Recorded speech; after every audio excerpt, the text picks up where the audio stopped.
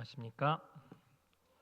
3일 기도에 오신 모든 분들을 환영합니다. 또한 날씨로 인해서 또한 가정에서 함께 예배를 드리는 모든 분들에게도 하나님의 은혜가 함께 하시기를 바랍니다. 오늘은 기억하여 행하라는 제목으로 함께 은혜를 나누고자 합니다. 이사야 46장 9절에 있는 말씀 함께 같이 읽도록 하겠습니다. 성경을 가지고 계신 분들은 성경을 찾으시고 빨리 못 찾으신 분들은 뒤에 나와 있는 화면에 나와 있는 것들을 같이 읽도록 하겠습니다. 읽겠습니다. 시작. 너희는 옛적 일을 기억하라. 나는 하나님이라. 나 외에 다른 이가 없느니라. 나는 하나님이라. 나 같은 이가 없느니라. 많은 사람들이 과거를 잊지 않기 위해서 하루를 반성하는 의미에서 일기를 씁니다. 어릴 적에는 일기를 쓰다 보면 이 날씨도 쓰고 일어난 시간, 잠자는 시간. 그래서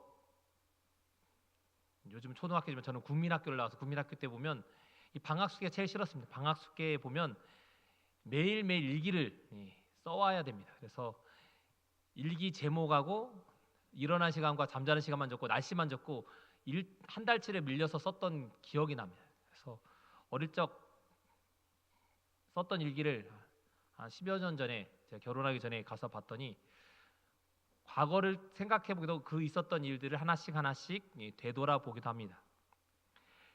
일기를 쓰는 사람 중에 나쁜 사람은 없다고 합니다. 왜냐하면 하루를 반성하기 때문에 반성하는 사람들은 자신을 뒤돌아봐서 결코 뒤처지지 않기 때문입니다. 과거를 뒤돌아보지 않으면 앞으로 나갈 수 없습니다. 아직까지도 위안부 할머니들에 대한 문제가 해결되지 않아서 나라적으로도 일본과 여러 가지 문제로 정치적으로도 여러 가지 설레하는 일들이 많이 있습니다. 과거를 뒤돌아보지 않으면 더 이상 앞으로 나가지 않아서 미래를 맞이할 수 없습니다. 우리는 1년에 2번의 새해를 맞이합니다. 그런데 예전에 보면 이 새해라는 말보다 1월 1일은 신정이라고 지금도 달력에 기록되어 있습니다. 그리고 우리가 지금 보내고 있는 것을 구정이라고 불렀습니다. 그러나 이거는 잘못된 일제 잔해라고 이야기합니다.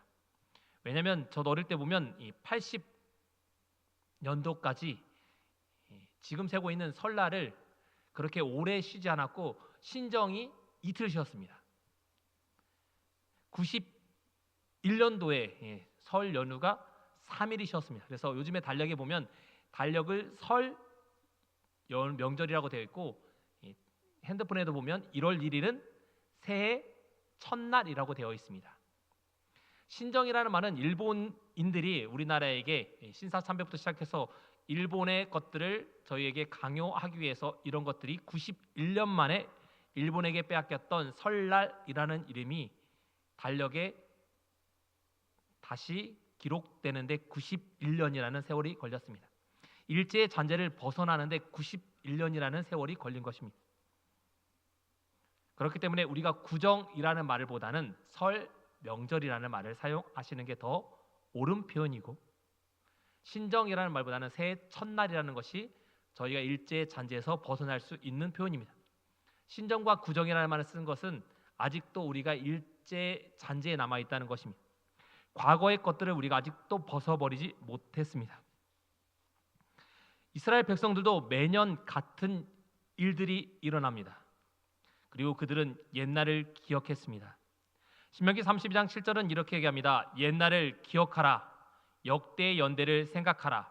내 아비에게 물으라. 그가 내게 설명할 것이요 내 어른들에게 물으라. 그들이 내게 이르리로다. 옛날 일을 기억하지 못하면 그의 아버지에게 묻고 아버지가 알지 못하면 그의 할아버지와 주변의 장로들에게 물어서 그것을 올바르게 알라는 겁니다. 우리도 올바로 알아야 합니다. 기억하고 행해야 합니다. 잘못하면 우리는 잘못 행할 수 있기 때문입니다. 가장 우리가 알고 있는 신정과 구정이라는 표현, 우리는 그냥 무심코 넘겼을지 모르지만 이런 표현들이 우리 역사 속에 아픈 역사가 담겨 있다는 것입니다. 우리는 역사를 한번 뒤돌아봐야 합니다. 역사를 모르는 백성들은 결코 앞으로 나아갈 수 없고 성장할 수 없기 때문입니다. 그래서 오늘 제목을 기억하여 행하라라고 정해보았습니다. 출애굽기 12장 5절부터 12절에 보면 이스라엘 백성들에게 하나님께서는 매년 유월절을 지키라고 말합니다. 너희는 이날을 기념하여 여호와의 절기를 삼아 영원한 규례로 대대로 지킬지어다. 일본이 우리나라의 설 연휴를 없애기 위해서 끊임없이 노력했지만 저도 어릴 적 보면 80년대, 90년대 시골집에 구정이라고 사람들이 많았던 그 명절에 하루밖에 안 쉬었지만 고향집에 내려갔던 기억이 납니다. 정읍에서 신태인에서 정읍으로 시로 가는 버스를 타고 시에서 다시 광주로 가는 버스를 타고 광주 무등 경기장에서 다시 전남 장흥으로 가는 버스를 타고 장흥에서 다시 대덕으로 가는 버스를 타고 대덕읍에서 다시 거꾸로 올라와서 신흥이라는 이윤숙 집사님과 이현초 집사님의 고향교회인 신흥이라는 곳으로 다시 올라옵니다. 거기가 저의 고향이었습니다. 저는 3개월 만에 이사 왔지만 저희 아버지가 끊임없이 곳을 돌아가시 전까지 가서 따라갔습니다. 뿌리를 알려주기 위해서 끊임없이 노력했습니다.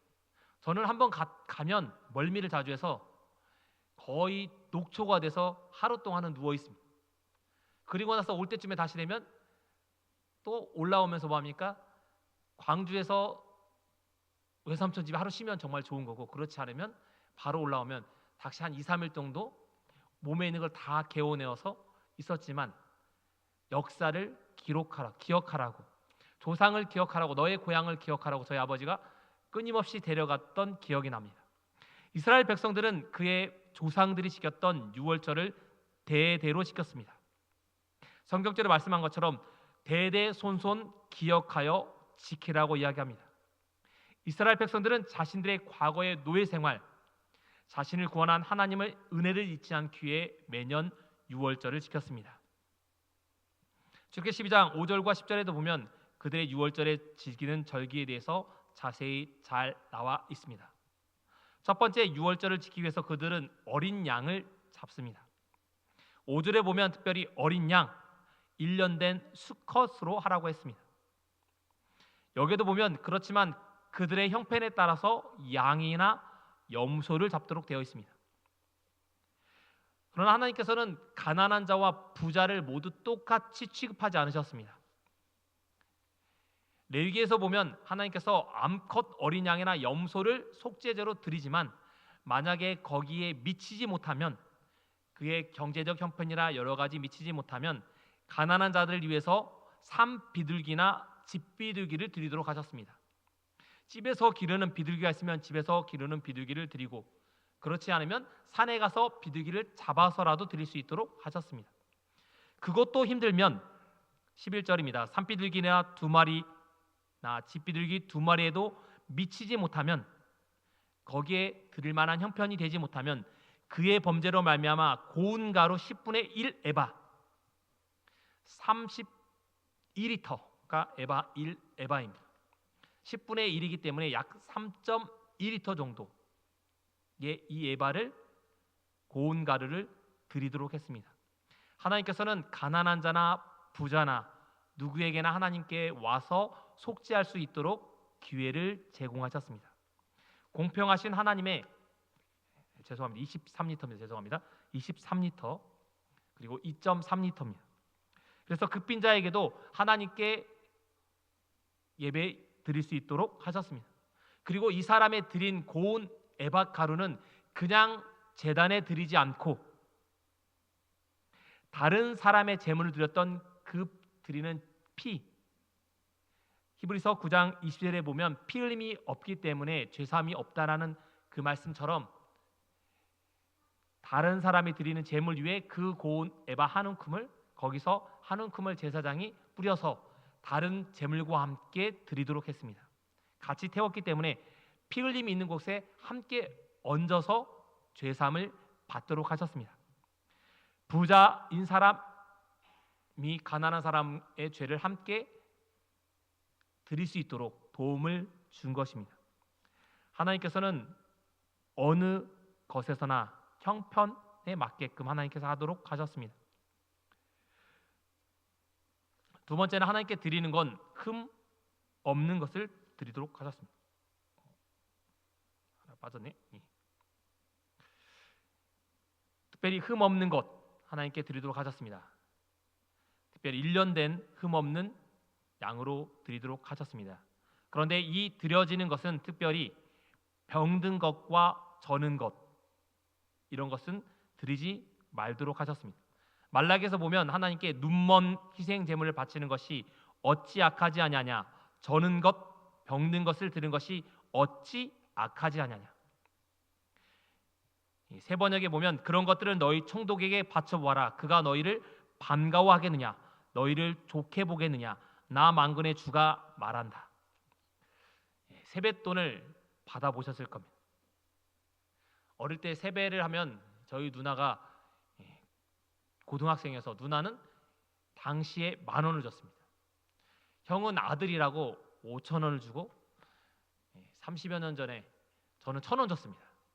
아직까지 기억이 납니다. 야, 초등학생이라고 형하고 저하고 별로 나이는 1살 차이고 학년은 2학년 차이인데 저한테 1,000원을 주는 거야. 그런데 뒷주머니에서 10,000원을 꺼내 주시려다가 아차하면 다시 지갑에 넣으시고 뒷주머니에서 꾸깃꾸깃한 돈 1,000원을 주셨습니다. 아직까지 기억에 남습니다. 주기 싫었는데 미처 생각 않고 주신 돈 1,000원짜리 돈이었습니다. 그것을 드리면 별로 기분이 좋지 않습니다. 받으면 뭐합니까? 패배돈을 받을 때도 뭔가 빳빳한 돈을, 좋은 돈을 받고 싶어합니다. 마찬가지로 이렇게 하나님께 드리는 것도 우리의 마음이 전해지는 겁니다. 우리의 마음에 깜빡하고 가져오지 않았나 해서 가져오는 것들은 하나님께 드리는 마음보다는 드리고 싶지 않은데 드리고 싶은 마음. 그래서 예전에는 연금이라는 말을 썼습니다. 이 한자에도 보면 이 연자가 내놓다라는 한자입니다. 뭔가 드리고 싶지 않은데 억지로 낸다는 의미를 포함하고 있어서 이 연금이라는 단어를 헌금이라는 단어로 나중에 바꾸었습니다. 모든 교회에서. 그래서 어렸을 때는 연금이라는 말을 쓰면 뭔가 억지로 내는 겁니다. 그런 뉘앙스가 약간 포인트 돼. 이 한자에도 연자가 바치다는 한자도 있지만 두 가지 의미가 다 있기 때문에 뭔가 억지로 내는 의미가 있어서 헌금, 바치는 헌자를 들여서 헌금이라는 표현으로 바꿨습니다. 하나님께 드리는 마음은 감사한 마음으로 자진해서 드리는 헌금을 드리는 겁니다. 그렇기 때문에 억지로 드리는, 그래서 어릴 때 보면 항상 헌금을 드리는 건 성경책에 잘 보관했던 기억이 납니다. 드려야 될 헌금들. 아니면 당시에는 뭐 100원도 드렸기 때문에 100원짜리 동전도 뭐합니까? 은행에 가서 바꾸든지 아니면 슈퍼에 가서 가장 깨끗한 돈으로 바꿔서 드렸던 기억이 납니다. 우리의 마음가짐이 하나님께 드리는 마음이 어떠한 마음으로 가진, 예배 드리는 마음이 어떠한 마음인지 우리의 마음을 엿볼 수 있는 겁니다. 요즘은 새 돈도 구하기 힘들어서 그래도 하나님께 드린 마음을 여러분께서 그 마음을 생각해 보시기 바랍니다. 어린 양은 흠없는 것이어야 됐습니다. 왜냐하면 그리스도의 희생은 우리의 죄를 위해서 그분께서 십자가에 달려 돌아가셨기 때문입니다. 그 양을 잡아서, 흠없는 양을 잡아서 집 좌우의 문설주와 임방에 바르도록 했습니다. 좌우 문설주와 위에 임방에 바르면 위에서 임방에 발랐던 피가 아래로 떨어지고 옆에 발랐던 피를 살펴보시면 십자가를 표현하는 것을 잘 알 수 있습니다. 그래서 6월절은 영어로 패스오버라고 합니다. 넘어갔다라는 뜻입니다.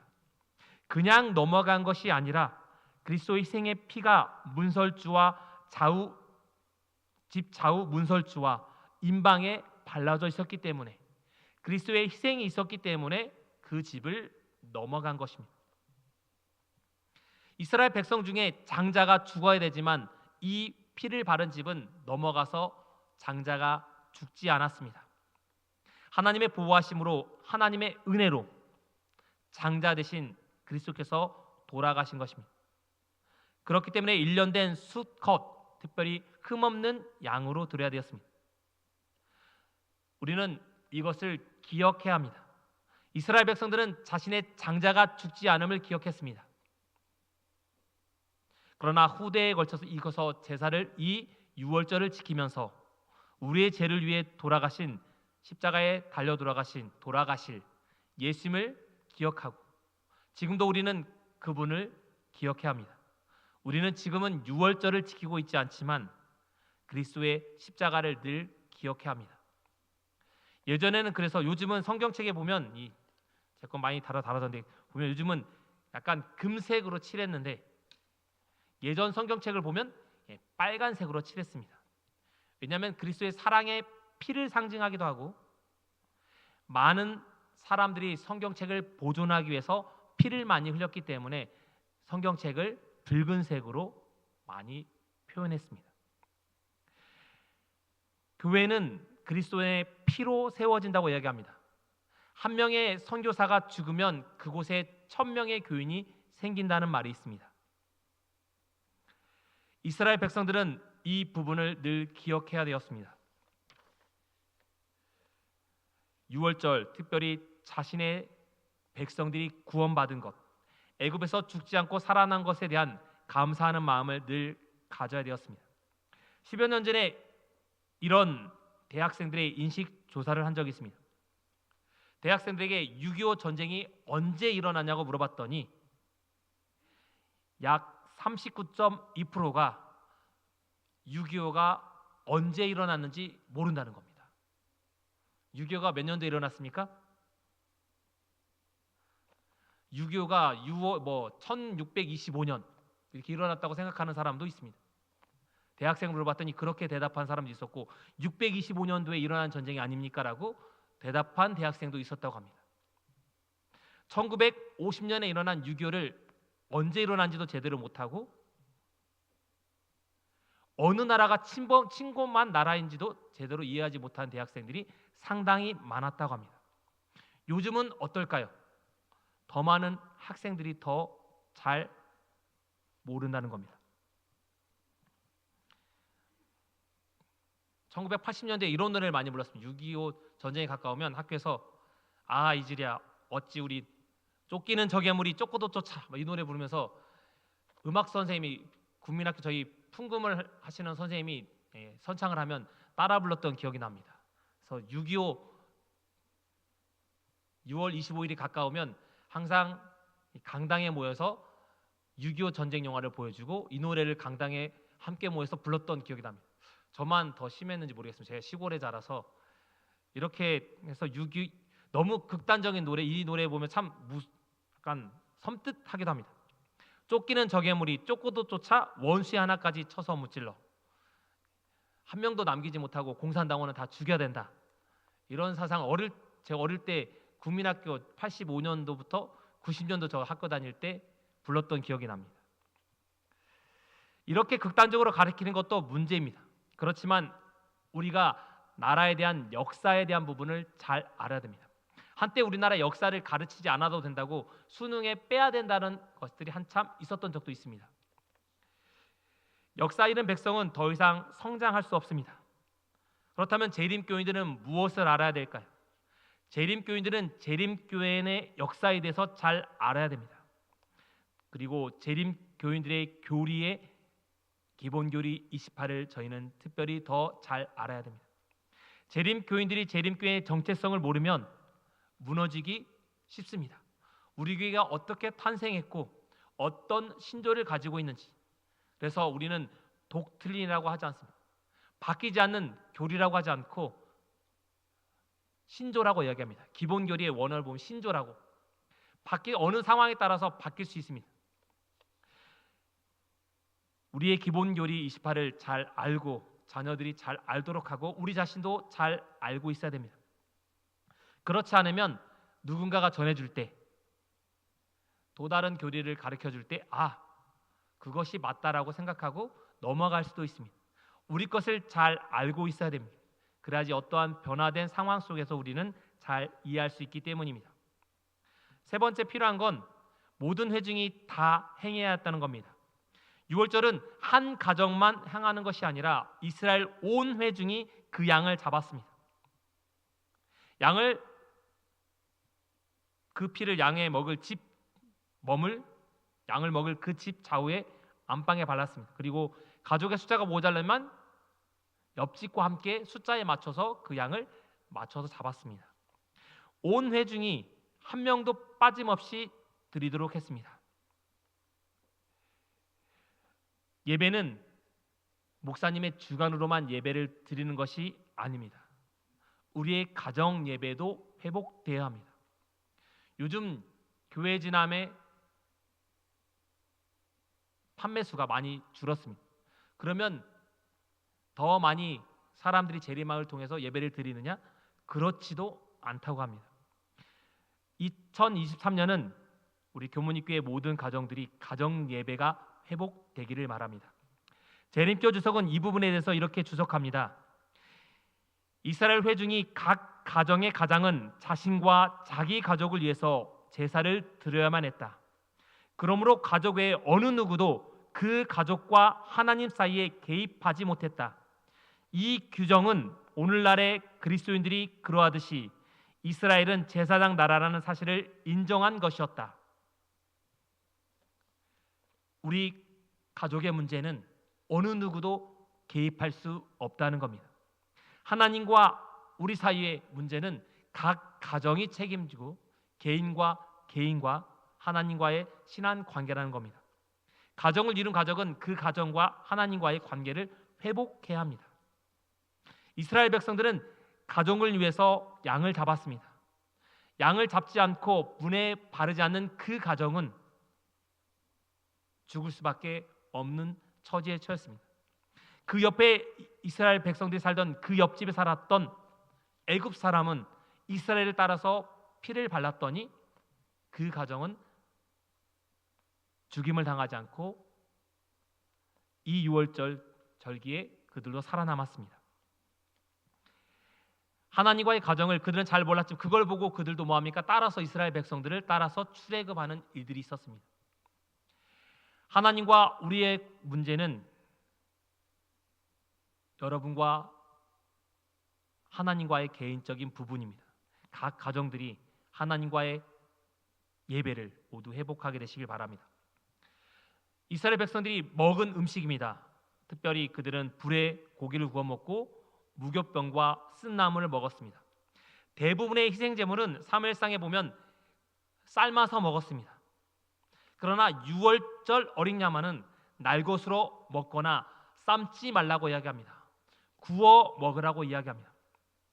구워 먹는 것이 삶는 것보다 더 쉽고 어린 양을 삶기 위해서는 각을 떠야 되는데 각을 뜨지 않고 금지되었기 때문에 이렇게 되었습니다. 고기를 조금도 집 밖으로 내보내지 말도록 하셨습니다.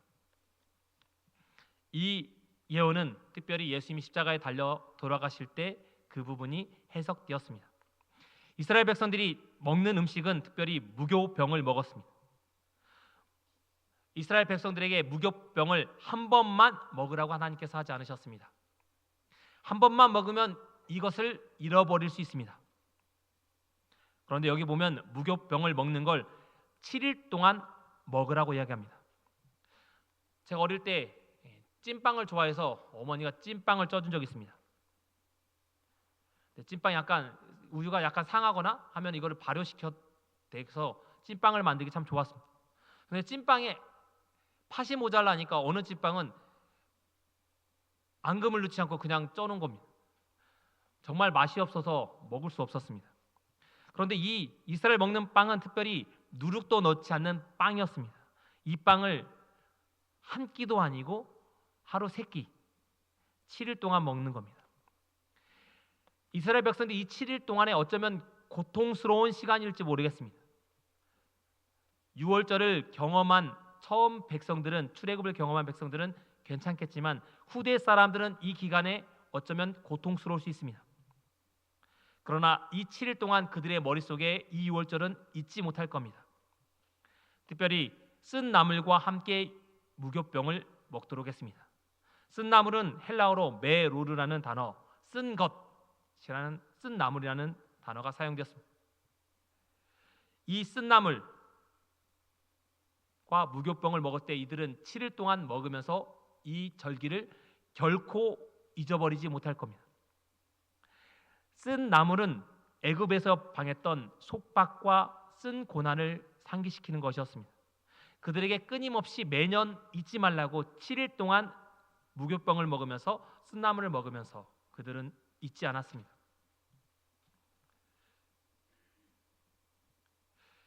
잘 사는 나라 중에 한 나라인 덴마크에는 이런 일이 있다고 합니다.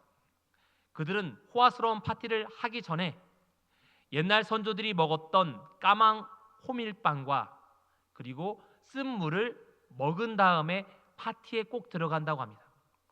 왜냐하면 과거에 있었던 고생을 결코 잊지 말라고 그들이 과거에 먹었던 까망 호밀빵과 쓴 물을 꼭 마신 다음에 파티에 들어가서 파티를 즐긴다고 합니다. 과거는 잊는 것이 아니라 불행했던 과거를 결코 잊지 않고 다시 그런 불행을 겪지 않도록 끊임없이 자신을 다그치고 불행이 다시 오지 않도록 앞으로 나아간다는 것입니다. 유교의 불행은 우리는 분명히 겪었습니다. 그런 경험을 다시 겪지 않기 위해 우리의 선조들이 노력했고 지금까지 우리나라가 안전하게 지켜온 것입니다. 러시아와 우크라이나 전쟁을 보면서 전쟁도 우리나라도 언제든지 그런 전쟁에 휩싸일 수 있다는 겁니다. 그렇기 때문에 우리는 과거를 생각하면서 결코 방심해서도 안 됩니다. 의인은 7번 넘어지더라도 다시 일어난다고 얘기합니다. 7전 8기의 정신으로 일어난다는 겁니다. 재림 교인들에게도 실패와 어려움이 없으면 어떻게 될까요? 저도 모태신앙인데 어려움이 없을 거라고 생각했습니다. 너무 편안하다고 생각했습니다. 저의 신앙은 저희 아버지가 돌아가신 다음에 새롭게 시작되었습니다. 23살 때 저희 아버지가 돌아가시면서 제가 학업을 제 스스로 돈을 벌면서 학교를 다니면서 제 신앙이 그때부터 새로 시작된 것 같습니다. 우리의 신앙이 승승장구하다고 생각할 수 있습니다. 모태신앙인들에게도 지금까지 어려움이 없었다면 결혼하기 전이나 아니면 학생 때, 청년 때, 30살 때 혹은 결혼하고 나서 겪을 수 있습니다. 그런데 재림교인들이나 여러 가지 신앙을 열심히 하던 사람들이 쉽게 넘어질 때가 있습니다. 시험과 유혹이 없었다면 넘어지기 쉽습니다. 한 번이라도 자신들에게 시험과 유혹이 없었다면 긴장하시고 긴장의 끈을 놓지 않게 되시기 바랍니다. 사단은 우리를 결코 포기하지 않고 끊임없이 무너뜨리기 위해서 우는 사자같이 다니기 때문입니다. 제일 조심할 사람은 이 캥거루족입니다. 저도 아직까지도 반찬을 받아 먹고 있고 여러 가지를 받아기 있어서 아직도 캥거루족에 저도 벗어나지 못한 것 같습니다. 직장인 5명 중에 2명은 캥거루족이라고 합니다. 40대의 자녀들이 아직도 뭐합니까? 부모님들에 있어서. 그래서 70이 넘어가는 부모님들이 뭐합니까? 등골이 휘어가고 있답니다. 자녀를 보필하다가 본인들을 뭐합니까? 제대로 먹이지 못하고. 바다의 갈매기들이 떼죽임을 당한 사건이 있었습니다. 이 사건이 있는 이유는 봄과 여름과 가을에 관광객들이 이 갈매기들에게 먹을 것을 주자 이 갈매기들이 겨울에 더 이상 사냥할 수 없어서 사냥할 능력을 잃어버려서 겨울에 죽임을 당했다는 겁니다. 우리 자녀들에게 우리는 신앙의 유산을 물려줘야 합니다. 신앙의 유산이 가장 소중합니다. 그래서 1세대 신앙인은 있지만 2세대 신앙인은 없어야 합니다. 나는 2세대 신앙이라고 말하는 사람이 있다면 모태 신앙이라고 있다면 여러분께서 1세대 신앙인으로 우뚝 서게 되시기 바랍니다. 우뚝 서게 되는 시기가 분명히 있게 됩니다. 그 신앙이 참 내 신앙이 되는 겁니다. 예전에 신앙했던 보면 저희 시골에도 보면 밀가루 때문에 교회에 들어오신 분이 많이 있습니다. 그러나 밀가루가 끊기자 나가신 분들도 많이 있습니다. 제가 진도의 봉사대를 몇 번 갔더니 진도에 분들이 얘기하기를 여기가 삼육초등학교가 있었던 자리다 얘기하면서 동네 분들 중에 90%가 교회에 다 나왔었답니다. 그런데 밀가루가 끊기자 다 나가셨답니다. 그렇지만 아직까지도 남아있는 분들은 하나님을 발견했기 때문에 남아있었습니다. 그렇지만 그 나갔던 분들도 주님의 재림 전에 다시 돌아오게 되길 바랍니다. 여러분의 주변에 그런 분들이 있다면 돌아오도록 여러분께서 기도하시고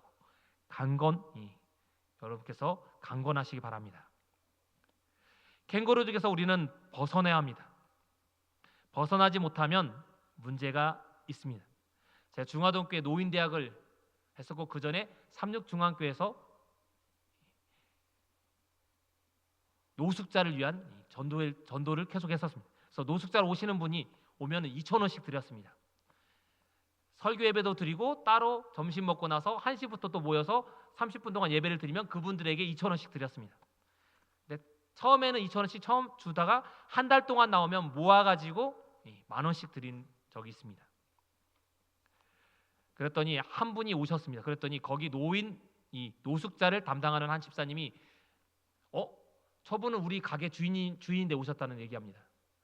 집사님이 미용실 하신데 미용실 건물의 주인이 그 2,000원을 해가지고 한 달 주면 10,000원 받기 위해서 오신 겁니다.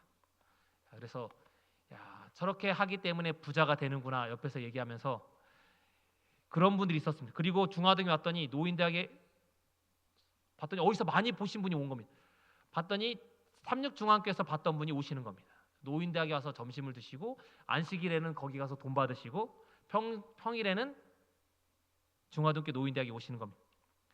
여기서도 침례를 거기서도 침례 여기서도 또 침례를 받지 않으셔도 된다고 했더니 어떤 분을 봤더니 여기에도 제가 확인했더니 삼육중앙교에서 중화동교에 받았던 분이 삼육중앙교에 또 침례를 받으신 분이 있습니다. 사람들이 뭐합니까? 돈을 보고 먹을 것을 보고 신앙을 하는 분도 있습니다. 어떤 분은 그것 때문에 남으셔서 신앙을 잘 하시는 분도 있지만 그것이 아닌 분들도 있습니다. 우리의 신앙에 올바른 것들을 삼아야 합니다. 남겨둬서는 안 됩니다. 이스라엘 백성들이 먹을 것을 남겨두지 않고 사람의 수에 맞게 취하도록 되어 있습니다. 명절 음식은 어떻습니까? 설날 명절 음식 많이 남으셨나요? 저희 어머니 집에 몇 해 전에 갔더니 명절에 설 명절에 그전 명절에 있었던 설 명절 음식이 냉동실에 그대로 남아 있었습니다. 아깝다고 많은 사람들이 남겨둡니다. 그런데 음식은 얼마 정도 보관하면 될까요?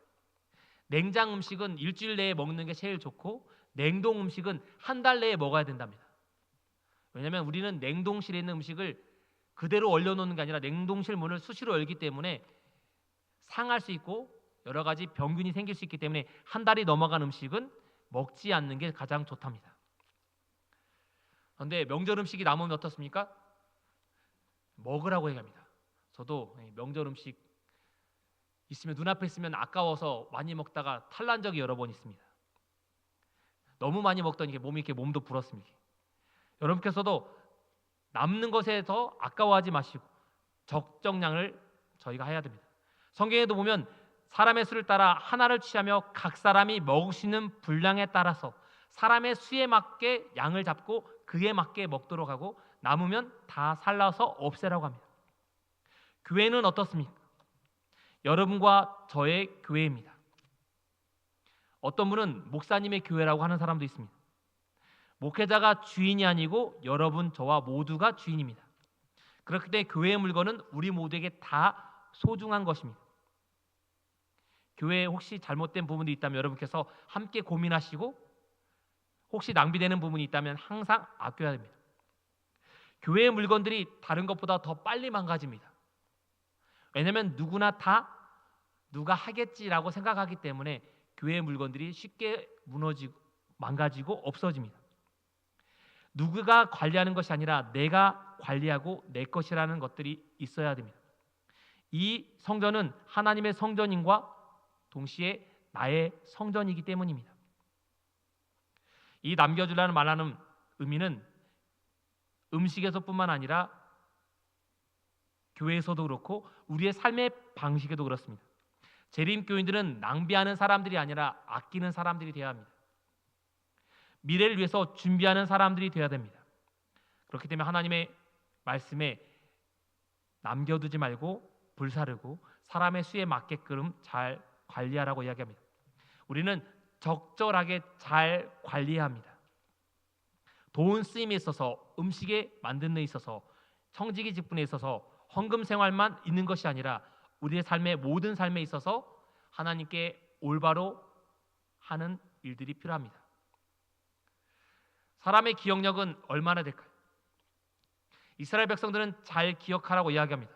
그런데 사람이 배움과 동시에 오늘 들은 설교도 여러분은 1시간이 지나면 44%는 없어진답니다. 그리고 하루가 더 지나면 33%만 남고 다 없어집니다. 일주일이 지나면 20% 정도 남는답니다. 그래서 한 목사님이 한 달 동안 똑같은 설교를 3번 하셨답니다. 교인들 중에 아무도 몰랐답니다. 이 방법에 의해서 뭐합니까? 일주일이 지나니까 교인들이 목사님 설교 많이 들어본 것 같은데 라고 하면서 넘어갔습니다. 한 달 동안 똑같은 설교를 하자 수석 장로님이 알아보고 이야기했답니다. 목사님, 지난 설교하고 많이 비슷한 것 같은데요? 똑같다는 얘기는 안 하시고. 왜냐하면 많은 사람들은 하루가 지나면 본인의 70%를 모두 잃어버리기 때문입니다. 그러면 어떻게 해야 될까요? 잊지 않으려면 공부하는 사람이 있어서도 예습과 복습을 해야 된답니다. 이 그래프가 뚝 떨어지는 그래프가 약간 완만한 곡선을 그릴 수 있는 건 여러분께서 돌아가셔서 하나님의 말씀을 다시 한번 읽어보시면, 오늘 들었던 말씀도 되새기시면 여러분의 삶 속에 오래 기억에 남게 될 겁니다. 6월절은 기억하라고 얘기합니다. 저는 여기 말씀 중에 급히 먹으라는 말씀 참 마음에 와닿습니다. 제가 빨리 먹기 때문에 저는 이 말씀이 제일 좋았습니다. 이스라엘 백성들은 급하게 떠나야 하기 때문에 급히 먹어야 됐습니다. 그렇지만 그들은 기억해야 되었습니다. 허리에 띠를 띠고 발에 신을 신고 손에 지팡이를 잡고 급히 먹어야 됐습니다. 왜 매 절기마다 이렇게 해야 되느냐? 그들은 한 곳에 머물 사람들이 아닌 하늘에 갈 백성이기 때문이었습니다. 오늘날 우리도 이곳에 머물기 위해서 안주하는 사람이 되면 안 됩니다. 여기 급히라는 해당하는 히브리어는 히파존이라는 도망하다라는 뜻의 하파드에서 도망치듯 서두라는 겁니다. 그들은 급하게 구출된 것이 하나님의 은총이었음을 후손들에게 알려줄 필요가 있었습니다.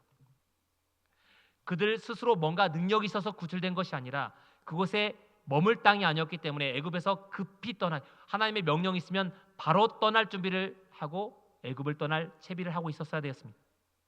마찬가지로 우리도 오늘 주님의 음성이 있으면 하늘에 갈 준비를 하고 있어야 됩니다. 우리는 하나님의 말씀을 기억해야 합니다. 6월절은 기억하고 꼭 행해야 되는 날이었습니다. 우리의 삶에 있어서도 매 안식일을 기억해야 합니다. 그리고 재림을 기억해야 합니다. 그리고 재림을 기다리는 마음으로 오늘 주님이 오신다고 하더라도 갈 준비를 마쳐야 합니다. 그런 마음으로 매일매일 경건한 마음으로 하나님께 온 가족이 함께 예배드리면서 하루하루 재림을 기다리시는, 그리고 매주 안식일을 맞는 우리 교무님께 모든 성도님 되시기 바랍니다. 그래서 주님 오시는 그날 한 분도 빠짐없이 하늘에 모두 가시는 교무님께 모든 성도님 되시기 바라면서 말씀을 마치겠습니다.